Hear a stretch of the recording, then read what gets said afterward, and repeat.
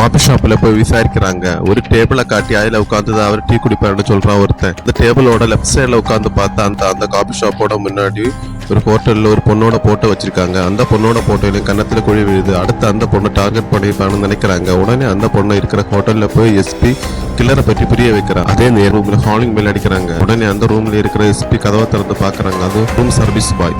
அந்த கொலைக்கார இன்னொரு ரூம்ல இருந்து கதவை தட்டுற. அந்த ரூம்ல கதவை ஓபன் பண்ணி பாக்குறது ஹீரோயின். அப்பதான் ஹீரோவுக்கு ஞாபகம் வருது, கில்லர் தூக்கம் வந்திருக்குது.